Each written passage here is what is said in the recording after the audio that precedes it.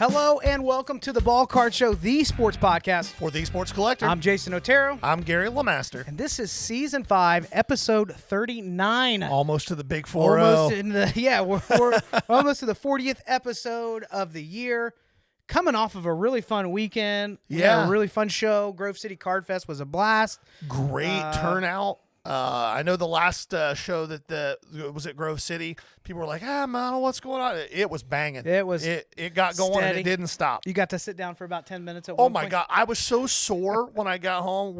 Our house is 3 levels, and my space, my office, my man cave is all downstairs. And I made it down the stairs fine, but when it was time to come back up the steps, my body was like, I don't know about this. My favorite was rolling into the show, got my dolly, start to lose everything. It's raining. Showcase, it's been raining pretty heavily, and it does like the slow fall where everyone in the parking lot gets to see it.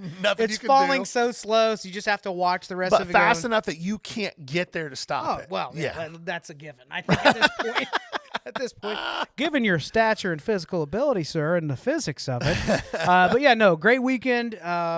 Fun show last week, and then today we've got a really, really special one for you.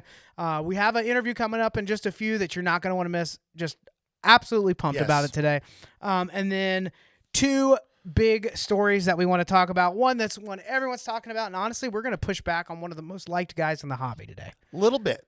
We're going to push back. It's in love, but they're going to be a like, little bit. Somebody could have a different opinion. I'm like, yep, we're about to. Come for you. All right, so let's jump in. Meat and potatoes. I made a short little post that, wait, if you guys saw that video, but Dr. James Beckett in his podcast, which, by the way, I love that he does a bi-weekly. Now that we know that means both every other week and also twice a week. Times in a week. Show that they're usually like, he'll break them into parts, 15 to 20 minutes. Mm-hmm. Kind of good structure, great conversation, but holy hell. This one was something. What? You texted me and you said, listen to this right now and tell me if he said what I think he said. I listened to it 3 times before making any really comments. I was like, in. I didn't hear that right. No, that's not what he's saying. But sure enough, Dr. James Beckett is a proponent of shill bidding. As long as you pay for it. Yeah, if you're watching this or listening to this and you don't know who Dr. James Beckett is. Welcome to the hobby. The original founder of Beckett Magazine and Beckett Price Guides, which were a yearly price guide before they became a magazine, and then founded Beckett Grading Services. One of the Mount Rushmore names in hobby history is Dr. James Beckett. And for him to bring someone onto his show who... What's his name? Patrick Ryan? Yes. Is that it? Yeah, because he made the joke. He almost called this show Saving Private Ryan. Who was shill bidding a card of his own, got caught doing it, and then they spent the next 30 minutes... defending it. Not only defending it, but encouraging it. And calling it defensive shill bidding because all you're trying to do is create a false reserve. All right, let's back it up. Let's back it up before we go that deep with it. Okay. Let's just get a basic understanding. There are going to be many definitions out there of what shill bidding actually is. What's the Gary LeMaster definition of shill bidding? Shill bidding is bidding on a card with the sole intent and purpose of driving the price of the card up. Okay. It doesn't matter what the end result is. That is what a shill bid is. It is somebody who is trying to inflate the end price of an auction. Okay. Am I wrong? Is that correct? No. They're engaging in it. Whether they have intentions to pay or not pay, they are raising the price of an item that is theirs. Is that how we would define it? It doesn't even have to be theirs.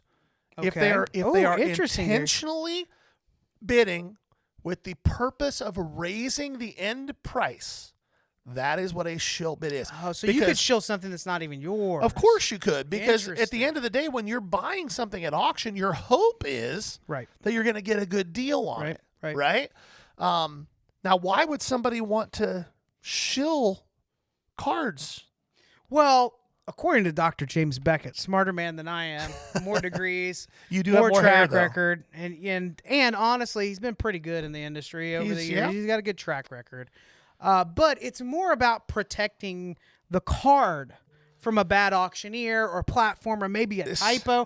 But the cards need to be protected. Their values need to be protected. We don't want cards to sell too low just because of wait a second. This sounds exactly like shill bidding. Yeah, it's his wild behavior. This sounds exactly like shill bidding. Wild behavior. And the idea that and this is what's crazy, since this has come out and since there's been massive pushback. Right. It's just been a double down. Oh, yeah. An absolute double down. And what was crazy was this Patrick Ryan guy was like, yeah, I just was in this auction and I saw a card and I had no idea it was. Shut up. The idea that my favorite quote, Dr. Beckett, he said he was explaining that, and he said, right what you're saying. He's like, well, I'm not like trying to show it up. I mean, because at that price, I'd be a buyer on my own card. It's crazy how that works. And then for him to go on and say multiple times, yeah, I've done this for my friends at this auction house and this auction house. And, wow. Yeah. I mean, and they're not talking about, listen, okay, understand. Now, this happens at all levels. Imagine, hold on for a second. Imagine doing this at a show. I walk up to your table. Somebody has a Joe Burrow PSA 10 rookie, right? Yep. And I own a Joe Burrow PSA 10 rookie. So say they're both silvers, and let's say that they were $500. Don't look, I'm just throwing out numbers here. They were worth $500. Okay. And there's a buyer next to me that's already been talking to you. Okay. And then he jumps in and says, I'll give you $350. And as you're entertaining the offer, knowing you, that's a hard pass, but just hypothetically speaking, they say $350. I have to jump in the middle of that conversation and say $450. Because my job as a collector is to defend the value of that card. And if I believe that Joe Burrow silver is $500, then the hobby needs me to do it. And all these goofy dealers, they don't need the money right now. I wonder why that doesn't happen at shows and it only happens in online marketplaces. Yeah. The other thing about the interview that was great was that the Patrick Ryan guy that was really sorry for his actions just made a point of pointing out, I mean, it's not like I'm one of the poors. Yeah. It's like I'm just spending so much that I have no way of knowing. I'd buy my own cards. I love them so much. It was 30 minutes of wild admissions of awful behavior. Well, and who got brought into the mix? PWCC, Heritage, Probstein, he talked about him. Yep. And then Probstein later was like, keep my name out your mouth. He's like, I just rode this wave out. I'm launching my own tool called Snipe. And that was the other part of the conversation that was of wild too. They were very upset that auction houses that'll have extended bidding allow people who didn't bid in the regular portion of bidding to then bid in the extended bidding, because then, you might get sniped. They want both sides of this. They want to protect the value of their cards, but they also want to buy stuff cheap as humanly possible. Yeah. It was mind-numbing, the level of hypocrisy and lack of self-awareness. This is clear, hey, here we go, conspiracy theory. That's all the Ballcard Show does. We're going to get into that in a minute. Clearly, when we're putting on a tinfoil hat, no humor involved. It's satire, but also maybe listen to the words we're saying. But I am just so... What was I saying? I got so ticked off I can't even remember. I don't know where you were going with it. Oh, conspiracy theory. Yeah. They were so comfortable with the conversation. Yes. And that means this has been happening for a minute. And it's not just them. If these people are all calling each other, talking about it. Yeah. One of the examples was... Dr. Beckett was submitting for a friend a collection. Now, I can understand certainly helping that out, right? Sure. Yeah. Our friend is Dr. Beckett. Can you help us sell this? That's all logical. Makes perfect sense. He goes to the auction house and says, now, I'm submitting these, but can I bid on some of these? Because I'd be a buyer at that price. I just want to protect this for the family that's trying to sell the cards. Here's what's crazy. Because he followed that up with, I told these people they would get at least this much for these cards. Right. Here's an idea. Crazy idea. Buy the damn cards from those people for that price. Yeah. And then you can see whether you can make some money on those cards when you put them up to auction. Well, I'm sure that's a little more complicated because it could be that he doesn't want to, that could create a dynamic if it was a family friend of is he getting the full value for us and all that. Well, then you shouldn't be promising people things. At the end of the day. Well, if you know the guy that owns the auction house and you just. An auction is inherently a risk. You are choosing to take an item that you own and let the actual free market decide what it's worth in that moment. Sometimes it's worth more than you think, and sometimes you get kicked in the teeth.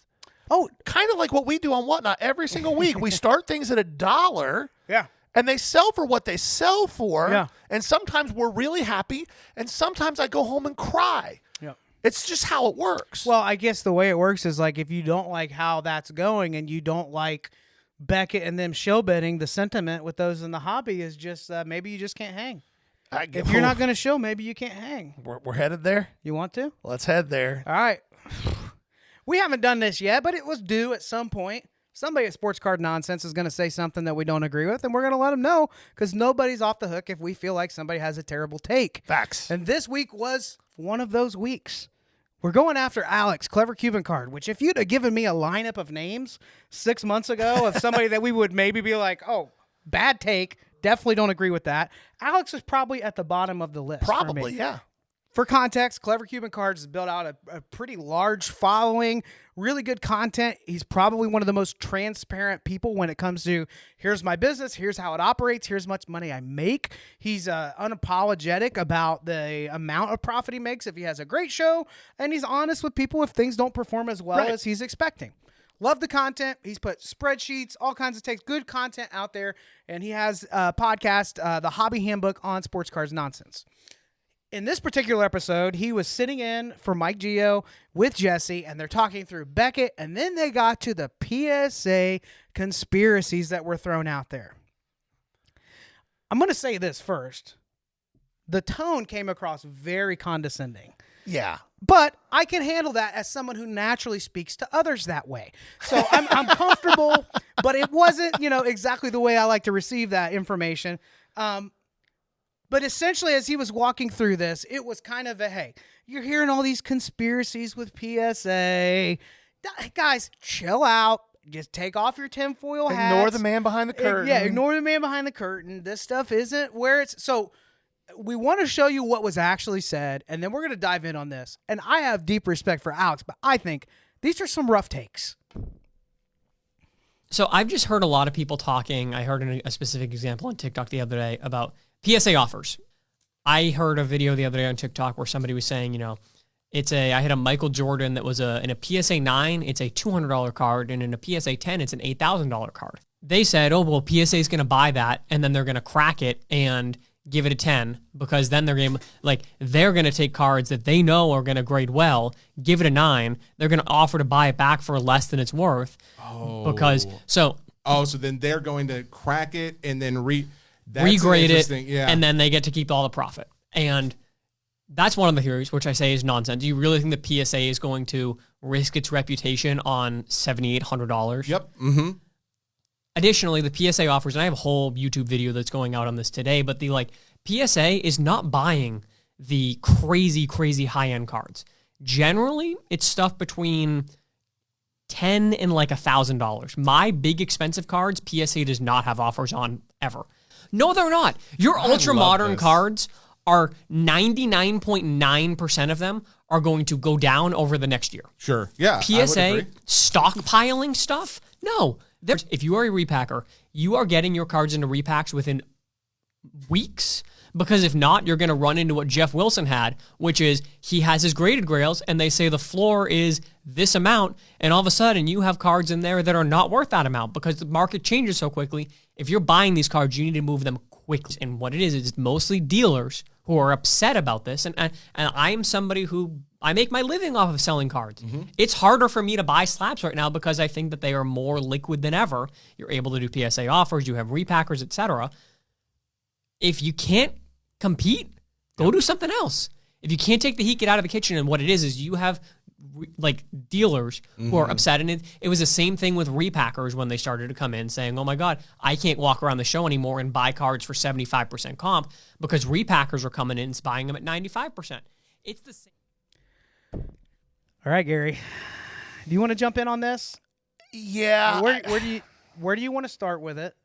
Well, let's just start from the first one, and we got 3 or 4 of these here that we need to really touch base on. Kick it off. So we talked about this stuff a little while back, and I don't know if he's talking about us or other people talking about this. There's a lot of people talking about it. We're small sounded potatoes. like he might have been talking about us, but maybe not. Who knows? There's a There's I'm going to say probably not. probably not. But maybe. Maybe? But probably not. Probably not. PSA, the idea that PSA would not want to risk their reputation over $7,800. I have 2 thoughts here, Jason. Mm-hmm. The first one, what reputation? Well, let's talk about it. PSA, in general, is there anything good that anybody will say about PSA outside of one thing? PSA provides the best liquidity in the market. Yeah, and Alex said that. Yes. Alex said that. And that's the only That's thing it. that they provide. You get the most money for cards in their slabs. Nobody else has anything else good to say about PSA. Their turn times are trash. Their pricing is trash. The upcharges are trash. Customer service. The customer service is trash. They don't have a good reputation. So let's not pretend that they would risk a reputation over $7,800. Fun fact, they wouldn't. I agree. They would not. $7,800, no. Would they for $7.8 million? Well, how'd you get to that number, Gary? Well, it's only about 1,000 cards at $7,800. Oh. So you're saying, hypothetically, and of course they wouldn't, that it's possible that maybe doing this with one card wouldn't make much sense. But if there's a couple thousand out there that are graded 7s or 8s and just their Become 9s or opportunity 10s? became 9s or 10s, And that are worth $300,000 to $10,000%. could be tens more? of millions of dollars. But they surely wouldn't do that. No. Because we've learned they're just sourcing for repackers, right? Yeah, so they are their If they're partners. just sourcing for repackers, it certainly would not be the case that they would offer them the opportunity to grade those cards, because they're just buying them and immediately Sure. doing away, because Yeah. those don't sit around, except in the case maybe of like some 90s Jordan inserts that we keep seeing Or with 93. PSA offers Yeah. at 200%. Yeah, Sorry. exactly. But No. 7,800 is not enough. But if you do that at scale over That's an all of the awful cards lot you of decide money. to offer on, that is a lot more than $7,800. I a lot went to of Bible money. college. I'm no mathematician. And it's almost like their biggest repack partner at GameStop is also a massive group submitter. Well, we went over this. Back when PSA was offering that special promotion where you could sell direct, save on it, and skip the line, we said this sure looks like somebody's positioning for a repack. That, once again, conspiracy theory, so it couldn't be true. Couldn't be true. Couldn't be true. It's not their repack, by the way, Gary. They're just providing a service out of the kindness Yes. of their heart No- for no these other value there at repackers all. that they love so dearly. So, bad take number 1. Bad take number 2, that they're not making offers on high value cards. They're only making offers on cards realistically between $10 and $1,000. Weird.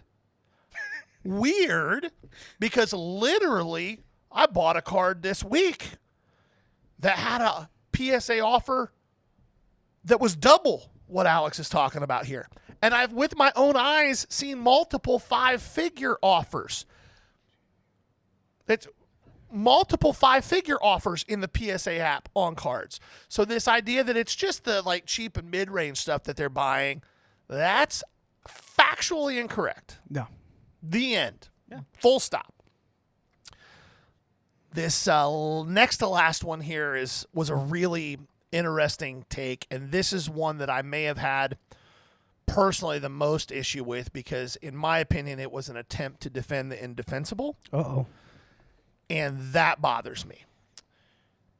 Yes, Alex is correct. 99.9% of your ultra-modern cards are going to be worth less a year from now than they are right True. now. Yep. No question Stockpile about it. is what he's talking Yes, about, he's right? talking about, so why would PSA stockpile things?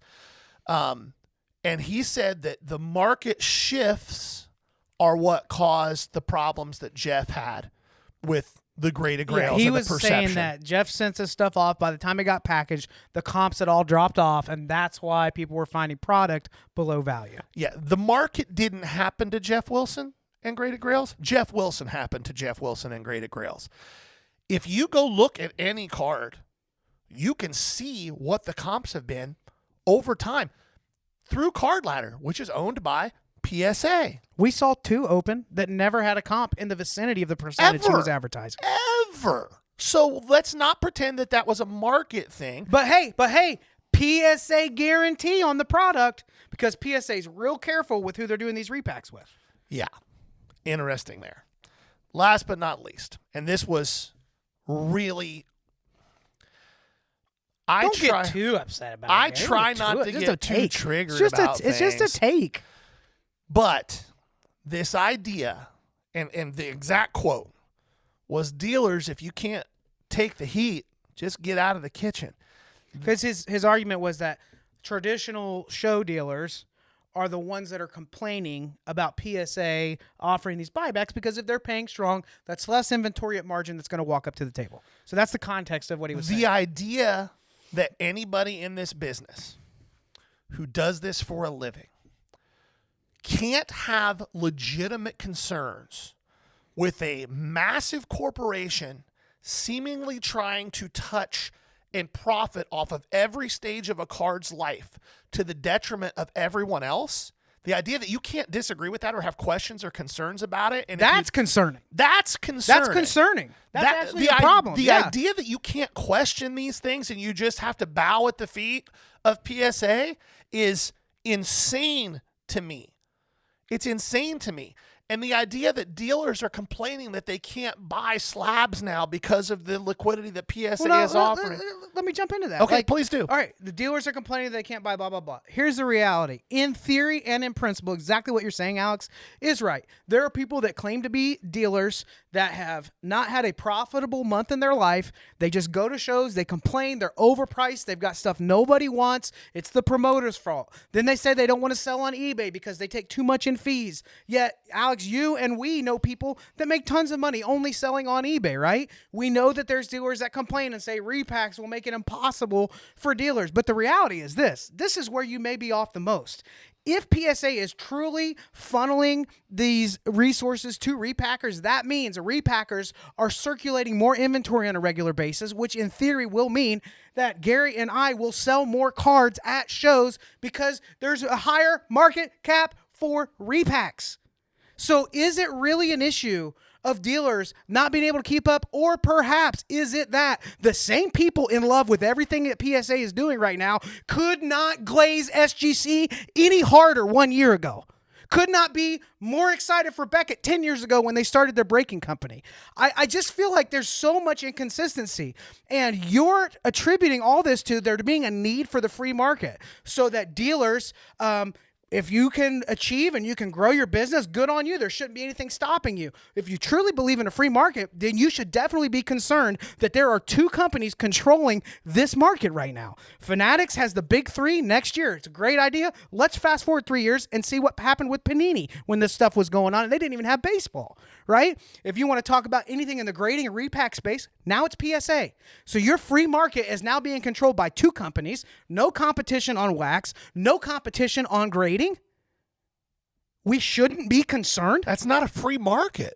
The dealers should not be concerned? Yeah, like it's a very legitimate thing to look at X, Y, and Z and ask who benefits from this? Why is this being done?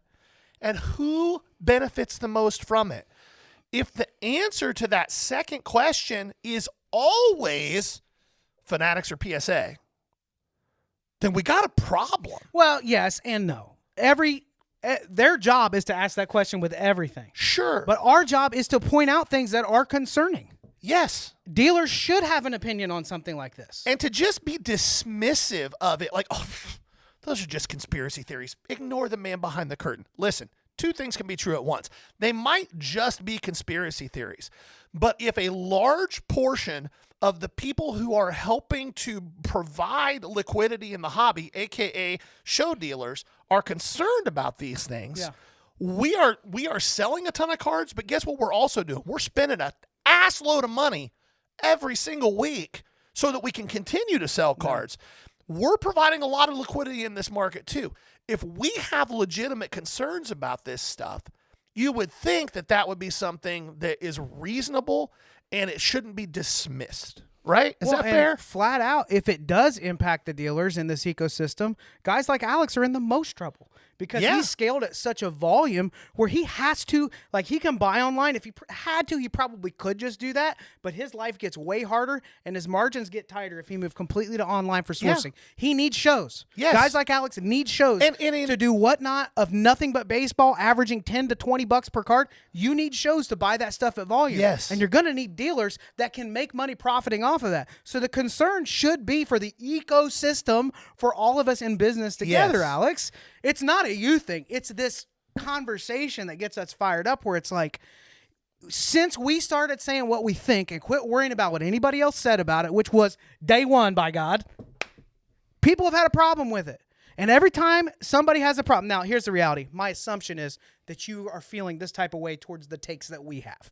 If I'm wrong about that, you've probably never even seen our content, know who we are, other than a couple comments. That's surely possible. So take a step back and eat some humble pie. But this affects all of us, dude. It affects you. It affects me. That can't be it, because you say Occam's razor. What is most logical? What we've seen happening or what we haven't seen happen yet? Because every time in this industry there becomes a titan that takes out all the market space in the area, a huge bad thing happens in the hobby. Right. It's historical. It's cyclical. It's happening over and over again. So maybe some of the people doing this are people who have been doing it for a minute. Maybe they've been doing it long enough to see. Yeah, and again,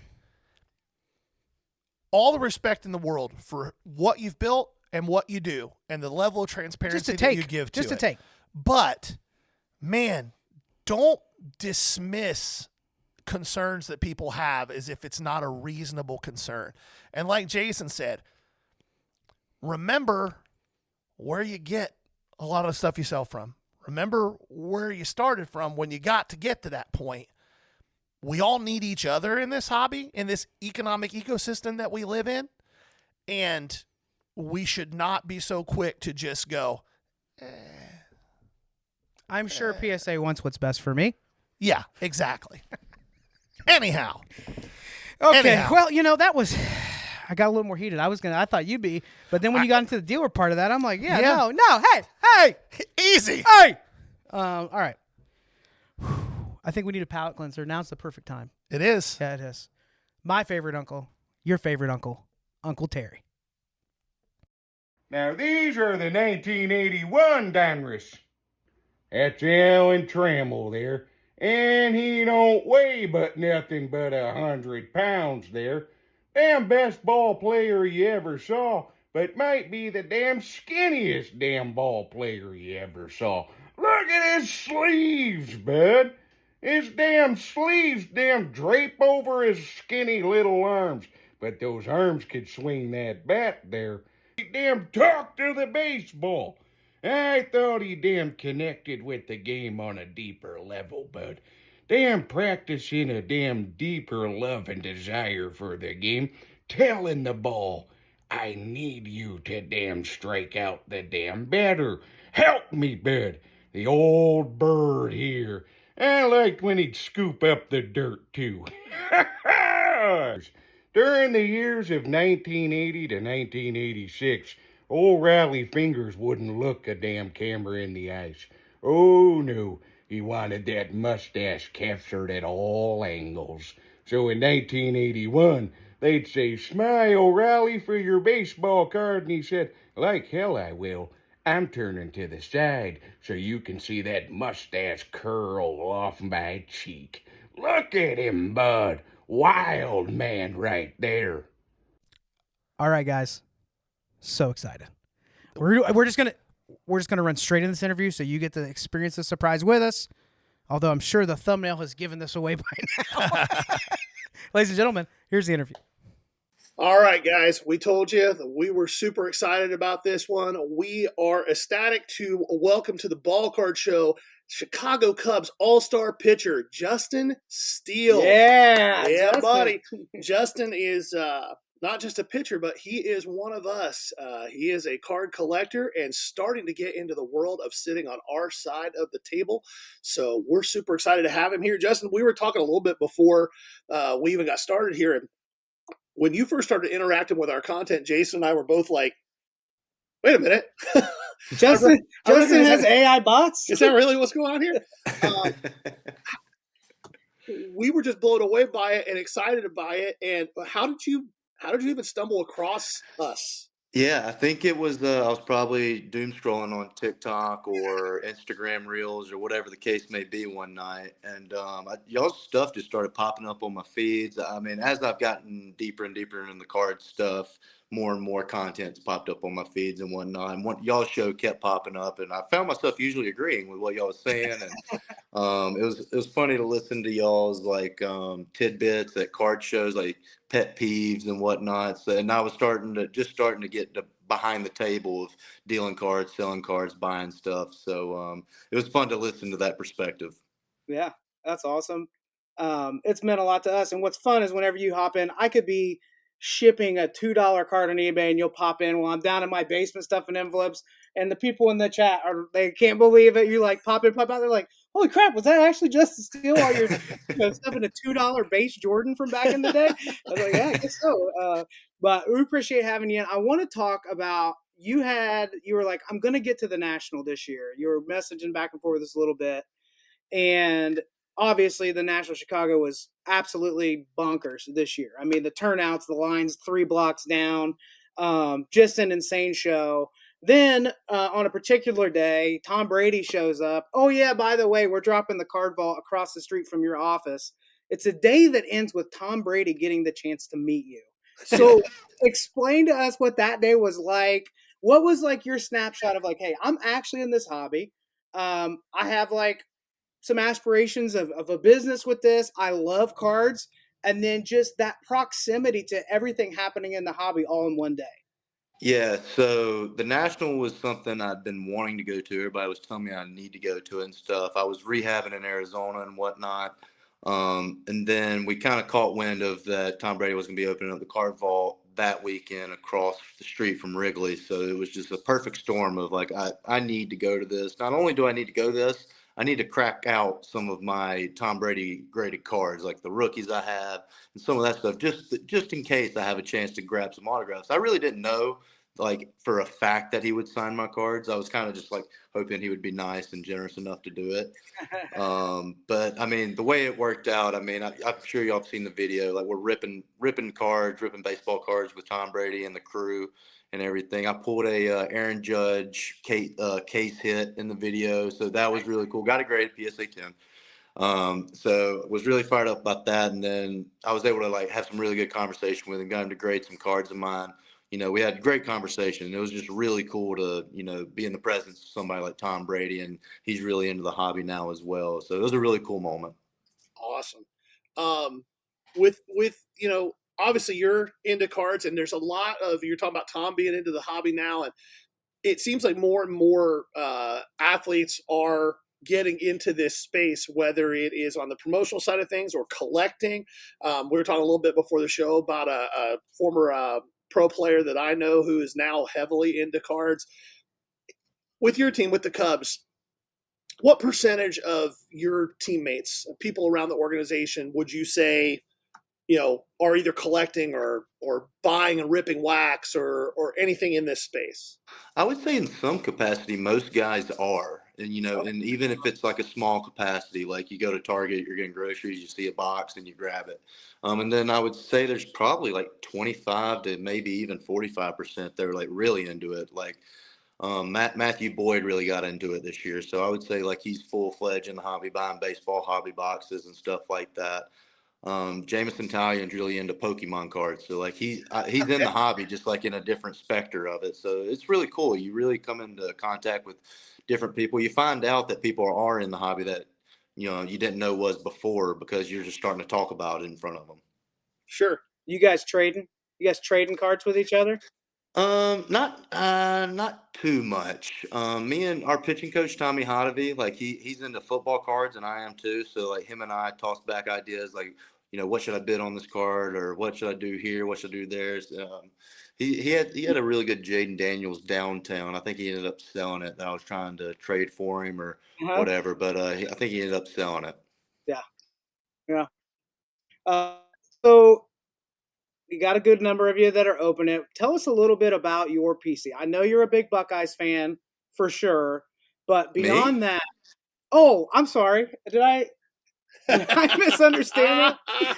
I know you're not. Just kidding. But what is your PC? What are you out there buying? What do you look for? Is there a certain product you like to open, or is there a player? I got you off. I caught you off guard with the Buckeyes line. I could Yeah, tell. I was like, what? I think we're just going to move past it, but I know you're going to have to say something about that. But who are you playing? Like, is it certain sets? What's that look like for you, Justin? Right now, if I'm buying wax, I'm buying 2022 UFC products. It's specifically Prism. There's some one-on-ones that are still really in play. It's Kamzat Chimaev's second year. His one-on-one still alive. Tom Aspinall's one-on-one still alive. There's still other great rookies in that class like Patty Pimblett, Ilya Taporia, a lot of like good up-and-comers, guys who are already champions. It's just a stacked rookie class, and UFC as a whole is just like an extremely slept-on market. I think as cards continue to blow up and markets continue to boom, UFC is only going to continue to climb because I think this thing with they're signing with Paramount, where it's going to become extremely accessible for all kinds of fans to start watching it. I think the card market's going to, start to climb with it as well. So I've been really climbing into if I'm buying wax, chasing something, that's like what I like to chase because there's a ton of rookies in that class you're chasing, a lot of color. It's just a really good product. And any 2022 UFC, if I'm ripping wax, that's what I'm gonna be ripping. And then as far as my PC was, as far as football goes, Drew Brees is like my goat. That's the guy that made me fall in love with the New Orleans Saints, football as a whole. Michael Thomas with him. I just picked up a number to 25 Drew Brees and Michael Thomas dual autograph. Was like very fired up about it. Michael Thomas is like the best. Not Michael Thomas. Sorry, Marquise Colston. Marquise Colston. Old school. Sorry, I got them mixed up for a second. But yeah, Marquise Colston. I got a dual auto of those guys. Marquise Colston Colston was a dog. People forget. dude, he's like the best Saints receiver in my eyes. Like he was my favorite. Yeah, that's awesome. And then baseball, I just kind of collect myself. I started collecting Jack Caglione because of how good he was at Florida, and then coming through the minor league system. He's a really exciting player. Not too much into baseball. Do a lot of football and UFC mainly. Okay. All right. Did you collect as a kid? Yes. So the way I got into collecting, my dad collected cards. My brother's 5 years older than me. He was into it as well. Nothing like too crazy. Like the way we would get cards is every Saturday or Sunday, I would say twice a month, we'd go to the flea market, and that's where we would like get our cards. Like there was people setting up tables at the flea market. That was like our card show, I guess you would say. Like back in the day, in the middle of the sticks, like it was just a flea market, and people would go sell their cards there, and that's kind of how we started our collection. And the way I got back into the hobby is when 2020 happened, COVID, everything shut down. The cards started, picking back up, and I started going through my old collection, everything me, my brother, and my dad had.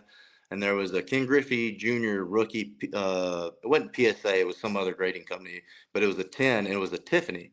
So it was a really good card. Yeah. And I started like Googling. It was like, man, this card's worth like a few $1,000 right now. Like, so that's kind of what got me back into it. Was like, man, this is fun. This is, keeps me busy in my free time and stuff. So I really enjoy it now. So you've been collecting for most of your life. You were talking about the flea market. We had a guy in our neighborhood who, like twice a month, would just like put some tables out in his driveway and just set cards out like a yard sale, but it was just cards. Yeah. So that was always cool. But what made you decide, okay, I've been collecting, I want to go to the other side of this thing. I want to sit on that dealer side of the table. What was your impetus to like take that step? It was definitely just the free time that I had. With this injury and everything going on, I had a ton of free time on my hands. I was, buying cards. I was, really starting to get into collecting with all the free time on my hands. Really starting to dive into like getting stuff on eBay instead of, whatnot, just buying directly what I wanted. Started selling, I would buy something that I had a good idea would go up, and then I would, flip it, started getting into that side of things. And then I know a card shop owner out here, a DNA card shop, Adam. He's great. He's the man. He has two shops out here, one in Peoria, or not Peoria. It's around Peoria, and then one in Scottsdale as well. Great card shop, so shout out to him. He had a table at 2 card shows and was, invited me to come sit behind the table with him, bring my own cases, Yeah. and I can display my cards, sell them, and buy if I want to. I realized really quickly, like, people walk up to your table a lot just wanting to sell you their cards. And like I realized after like the first 3 times of going through somebody's case and not really liking anything they had, I switchly just flipped. I'm just buying. Like, I don't want to take the time to go through your stuff and not like anything, or like just one card out of 50. So I kind of just started telling people I just wanted to sell. So business slowed down a little bit for me there, but once I started picking up, it was nice. Okay. Awesome. So when you're setting up at some shows, the first few of them, it's like you have an expectation. You don't know exactly what's going to happen. You think you have the right stuff, but you don't know what kind of traffic there will be there. But after looking at setting up a little bit, what are maybe a couple things on like the business side that were a couple quick lessons? Obviously, one is like, all right, I'm going to have a steady amount of traffic wanting to sell to me. Can you think of a couple lessons you've learned just on the business side early on of like maybe a way you approach something or what you buy or what you're selling? I mean, just anything that stood out to you. Well, I mean, obviously everyone loves the case hits. Everybody loves kabooms, downtowns. Like, I sold a ton of downtowns and kabooms at the card shows just because I would either pull it in a break or whatever the case may be, or I bought it off of eBay, sat on it long enough, and the football season started or was about to start or something, and then product starts heating up, and then you do it. But I would say case hits. Like, everyone loves 1-on-ones, number to tens, case hits, kabooms, downtowns. Those are going to be pretty liquid at any card show, I would say, because just everyone loves them. I had some UFC cards. I didn't sell a ton of UFC cards, so I've kind of figured out like the UFC market's more online. But I kind of love the UFC more just because it's more of a niche market, and I just see a ton of room for it to climb and grow exponentially. So I kind of like stay there as a mainstay when I'm ripping wax and stuff. But I would say the big tip for card shows is just make sure you're bringing stuff people want to see. People love the NFL. People, like I said, people love the big kabooms, the downtowns, the golds, the number to tens, number to 50s. That was what sold for me. And UFC really didn't sell. So that was my 2 main pickups from the 2 card shows that I did. That's pretty good finding a more efficient channel for something, though. If you're figuring that out pretty quickly, like, all right, here's where that market's going to move. It's going to be online for that kind of stuff. And yeah, exactly. And I mean, that's just one of those things you're not going to learn that unless you like put your feet in the fire and kind of right. Yeah. You got to learn by your mistakes. Yeah. Now, it sounds like obviously the UFC market is one that you are excited about and drilling into. Is there anything else, like a specific player or a specific niche outside of that you are super hyper focused on within your card business right now? Yeah, it's UFC. It's mainly what I've been ripping and stuff. There hasn't been anything else that I've been really buying. Especially with that White House card coming up. That's going to be a really big spectacle for the sport. It's going to be on the Paramount deal, so it's like everyone in the world is going to be able to watch that. Obviously, being at the White House, like that in itself is going to draw a lot of eyes. So right. I'm really like stockpiling a ton of UFC for that around that time. I think it's going to like really, you're going to see a real explosion in the UFC market, and that's when I'm going to dump a lot of it. All right. So it sounds like one of the approaches that you like to take is like more short-term holds. Like, I'm going to get this stuff. I'm going to get it when I think I'm getting it right. I don't mind sitting on it for a little while, but you're not saying you're holding it for 10 years. You're just I mean, some stuff that you hear it's happening. Yeah. Yeah, I mean, if you're collecting modern cards, most of them are going to go down in the long run. So you have to buy it, sit on it, and then sell it at the right time. Unless you're talking, your Michael Jordans, your Larry Birds, your LeBrons. Right. Those are in a different category. But if it's, with especially UFC, you got to time it when those guys are about to fight for a belt or they are champion and they're fighting again. Like I just showed you this Alejandro Pantoja. He's the champ right now. This is a 1-on-1 of when he became the flyweight champ, flyweight wins leader. And I'm going to crack, it got a 6. I think I could clean it up, get a better grade. And I'm going to, that's the kind of stuff I'm doing right now. Yep. So when you go and set up at these shows, are you able to kind of lay low? Are people broadcasting? Dude, you would be extremely surprised how average of a white guy I look like. Like most people just do not recognize me. I'm just very average looking, especially if I'm like, set up at a card show and I'm just behind the thing, selling cards and stuff. I've been recognized probably like 4 times, and it's someone that like collects baseball, is like really into baseball. Yeah. Hold on a second. And it's funny. At the first card show I was doing, somebody recognized me and took a picture, and we were talking about cards and stuff. And Adam was at the other side of the table, and they asked Adam, and they was like, "Is that guy famous on TikTok or something? Like, is he a TikTok star?" And Adam went along with it. He was like, "Yeah, he's huge on TikTok. Like, go say what's up to him." That's funny. Before we go to the next one, I didn't give yeah. you the opportunity. You're good. You are not a Buckeyes fan. I want to let you set the record straight. There's a difference. Die-hard Alabama fan. Oh yeah, that's what. Yeah. Yeah, my dad played football at Alabama in '84. It was Bear Bryant's last recruiting class. Okay. Well, that's a reasonable You reason know, to be a Bama fan. Good All reason. right. Good reason. I had to explain that a lot growing up. Yeah. Everyone expected me to be a Mississippi State Ole Miss fan growing up, so I had to explain myself a lot as a kid. There you go. All right. So outside of cards, this is it. You listen to the pod, and anybody else who's listened for a long time knows that I'm a nerd about baseball stuff in general. Mm-hmm. So outside of cards, one of the things that we've seen in baseball exploding, unfortunately, over the last several years, and it seems like every year it's just doing this, is the preponderance of elbow issues that are springing up in pitchers. Yep. And I have my theories as to why that's happening. I would love to hear yours. It's definitely the chase for velocity. Everybody's wanting to throw harder. They're willing to, put your body in not normal positions to reach higher velocities. People are doing it at younger ages now. That's the main proponent to it. Is there a small argument, fractional argument that you can make about the pitch clock? Yes, there is. That's just, it's like working out. If you bench something 10 times and then hop right back under it and try and do it again, you're not going to be nearly as efficient as you was the first time. If you take a 20-second break, like you do in between pitches, you're going to be more rested and you're going to be ready to go. So there is a small argument as far as that stuff goes too. It doesn't. I don't feel like the pitch clock affects me that much. I'm a quick worker as it is, so it doesn't really play into my game that much. But there are, pitchers across the league that it did take some adjusting to.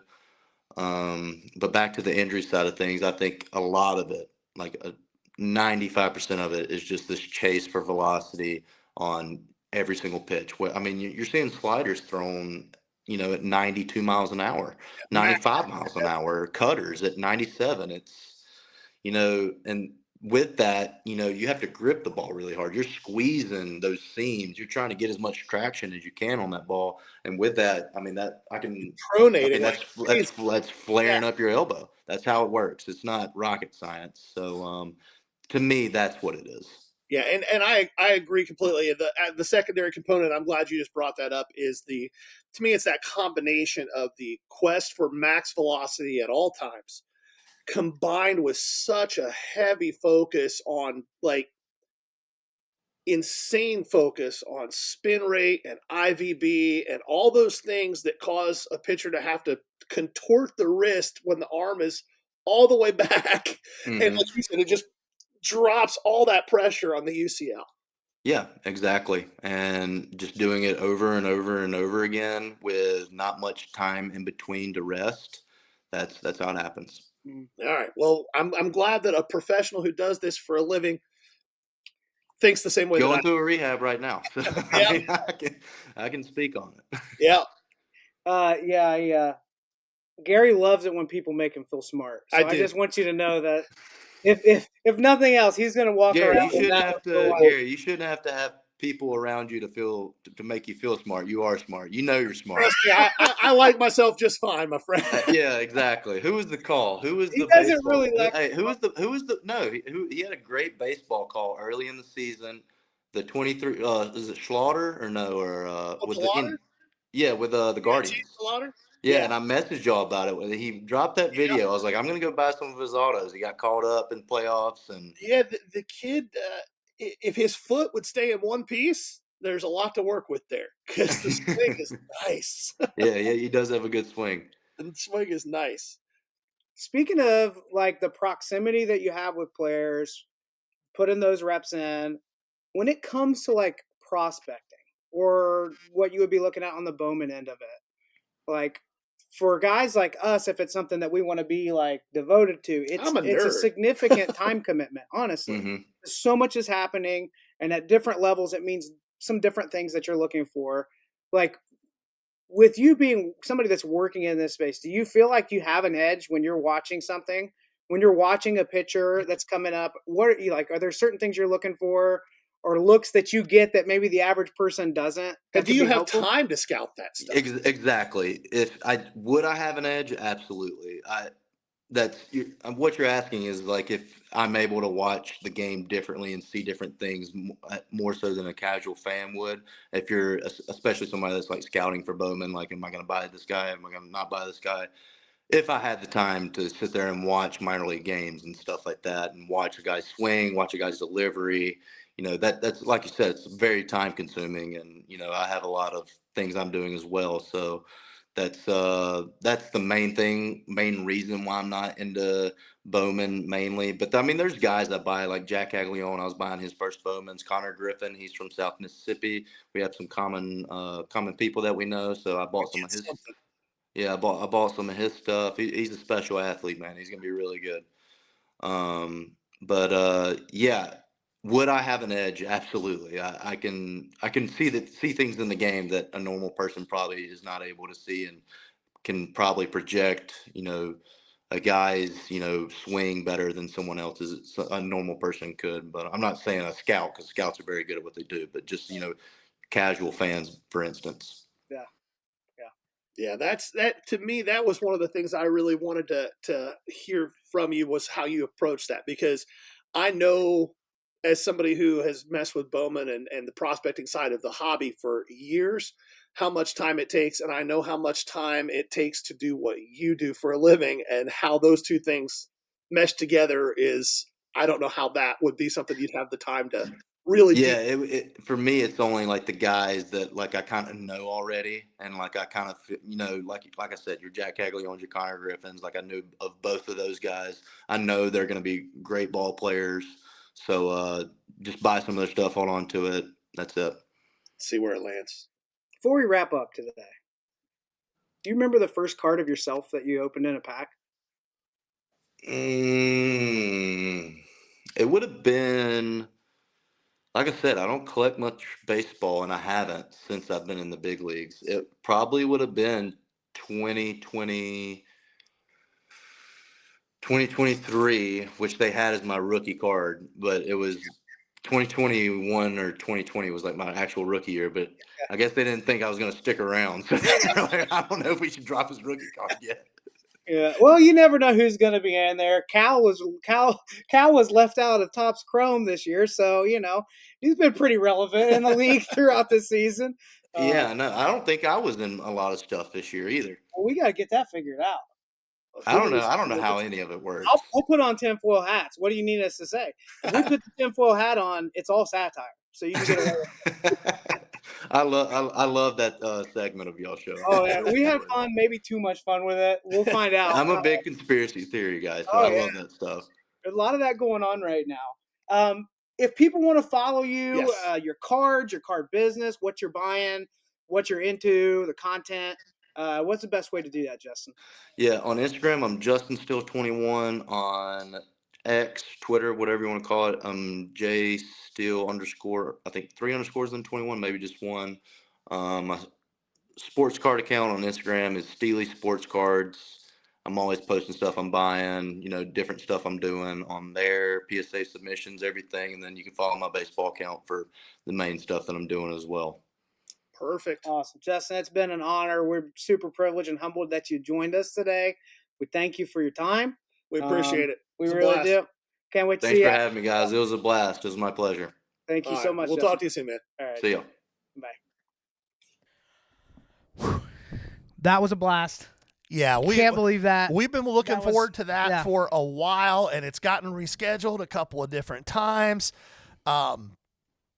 Can't thank Justin enough for coming Thank and you, Justin. spending some time with us.